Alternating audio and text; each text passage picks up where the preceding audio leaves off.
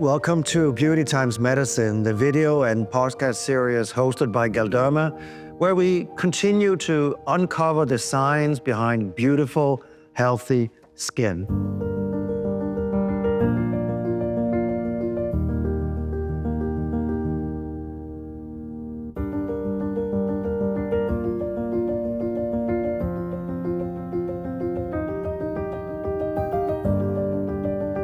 Joining us today is Alice Hart-Davis, an award-winning journalist and author from the United Kingdom, who is truly influential in the beauty and aesthetics field and known for identifying current and future trends. She's a regular contributor to top-tier publications, and she's also the founder of the Tweakments Guide and has published 2 books on the topic. Alice, welcome. So great to have you on the show. Fantastic to be here. You're known as a trusted expert, and Tweakments, new word we have to learn. You've written for Vogue, The Telegraph, now it's The Times, The Daily Mail, and Woman and Home. So tell me a little bit about Tweakments. Well, it's an easier word for non-surgical cosmetic procedures, which is a bit of a mouthful as a phrase. I worry that using a word like Tweakments makes them seem a little too much like a beauty procedure, like something insignificant, when these are cosmetic medical procedures. But it's an easy phrase that people can understand what I mean by them. And I mean the whole raft of non-surgical procedures, from injectables through energy devices to lasers, peels, all of that. How did you get into this field? Was this, because there's many ways you can go as a journalist, I'm sure, but to go in to be interested in aesthetics, how did that happen? It was a long time ago. It was about 1998. I was writing for a London-based paper about health, really. And one day the boss came over and said, you know, there's all these doctors who are doing stuff to people's faces with needles and things. And I said, no. Oh, what? But she said, well, get out there, find out. So I did. And I found there were dermatologists in hospitals using lasers for skin rejuvenation. There were doctors injecting toxins. There were nurses who were working mostly with the plastic surgeons who were injecting, collagen. So it was completely compelling, because here was this extraordinary new field that nobody seemed to know about except for the people who were involved in it. So I was really entranced by it from then. So I've been following it ever since. And of course, I was about the right age to be really curious around these kind of procedures that were clearly improving the way we look. What's the source? How did you get the sources? You talk to people, you kind of hypothesis, or how did you? Well, back then, I literally would get names from people who knew and would go and see the doctors in their clinics in Harley Street or in Kensington High Street or in the private hospitals. And they were very generous and with their time, and they would talk to me. And they would say, you ought to know about the work that so-and-so is doing. So it's thanks to all the early pioneers in that area who took the time to educate me that I've gradually learned and built on that. Well, I clearly understand now why my colleagues at Galderma have been working with you on Next about trends. So how do you spot a trend, so to speak? You see something coming up, and at first you think that's unusual. And then you see it happening again. And then you have to query it a bit more closely, and you think this is actually quite widespread. Now it's very easy to message friends in Sydney or California and say, hey, we're seeing this, are you seeing this too? I have the impression that in injectable aesthetics, from time to time, there's kind of stories emerging. Is that because people don't understand, or they judge things that they haven't tried out, or what's your sense about that? There has always been a stigma around cosmetic work, particularly with injectables.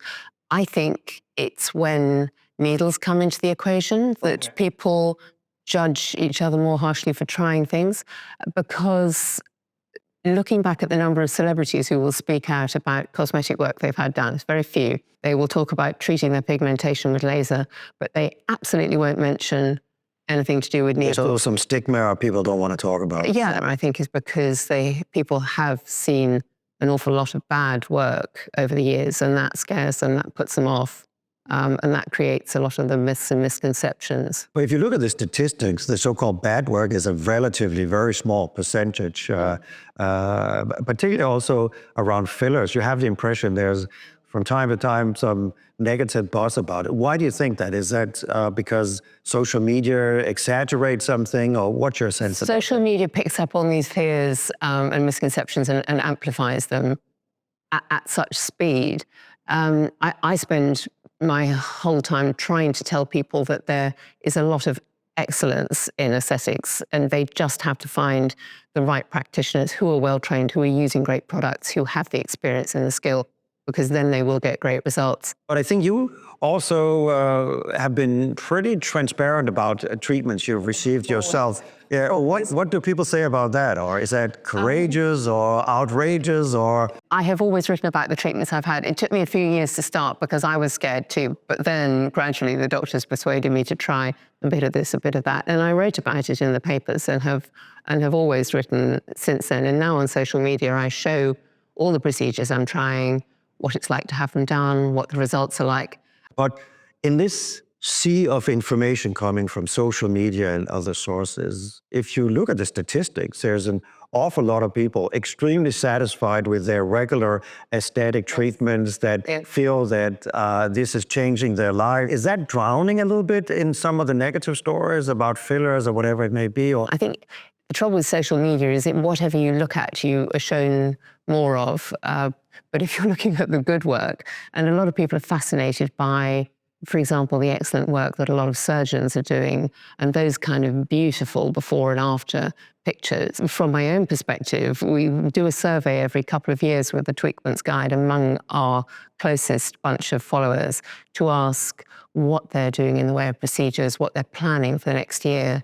And they are all very engaged with the procedures and, interestingly, planning to spend more next year on treatments than they were last year. So they plan for it, they budget it, and they know that it has to be a part of their lives because it has become such a useful and supportive thing to them. you know, aging is a bigger and bigger theme, and people, they want to age in a way they feel. They may have a number when they get to their birthday, but they feel maybe a bit younger. They also want to look that younger. People are realizing there's a lot you can do to improve your health span, you know, how well we live as we live longer. And I think along with that comes an increasing acceptance of, if it's okay to do this with our bodies, surely it's okay to do it with our faces. And the knowledge that you don't have to accept what your genes have handed down to you in terms of a predetermined aging pattern.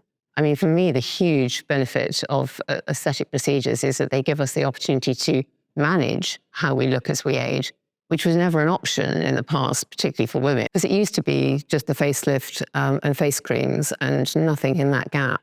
And now there are so many options that at whatever level. Canceling age is one of these trends that I think you have spotted. How do you then make sure that also there's relevant, objective, good information that can guide all the people that must be seeking appropriate treatments by the relevant treaters? It's by trying to point out to them how to find good practitioners, the organizations to which these people belong, whether they're surgeons or nurses or dentists or doctors, whoever is doing these treatments.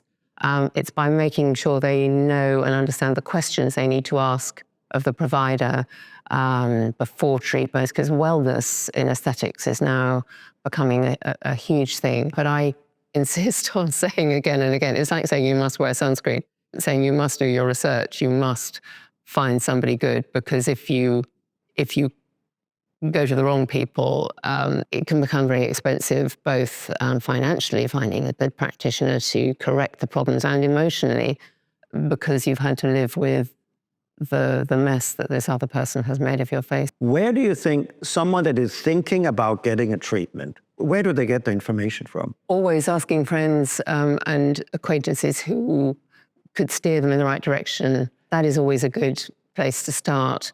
And I think people, if they have a social circle where people are doing treatments, they will ask that. Social media is a huge place where they do research. I don't think it's an ideal source for research, but that's what the statistics show. That's where people look.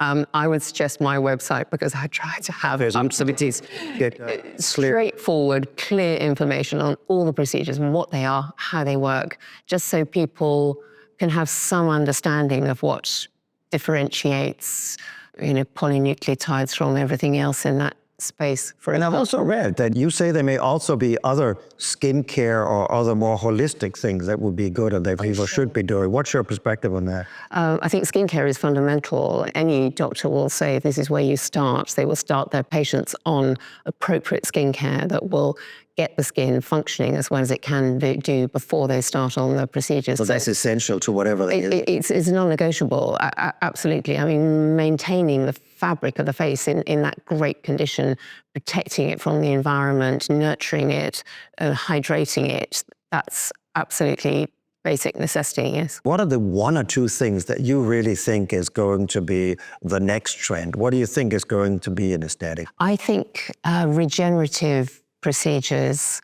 so that's anything from the biostimulators sort of onwards, are huge because people love the idea of being able to sort of renovate their skin from the inside.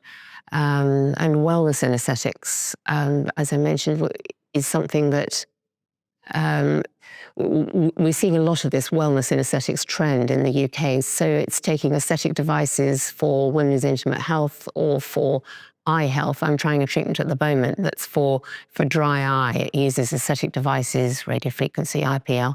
Clinics are realizing they don't just need to help people with their faces, they need to help them with their whole lifestyle in order to help them feel better and so that their bodies will match how good their faces are going to look. Wow. Thank you so much for all of the trends you've been able to spot in the Tweakments and everything, and look forward to following all the publications and everything you do. So thank you so much, and thanks for being here today. Well, thank you so much. Absolute pleasure. Thank you for joining us today. Stay with us for more expert insights and in-depth conversations in dermatology and aesthetics. Don't forget, please don't forget to follow us on social media and now also on Spotify for updates and new episodes.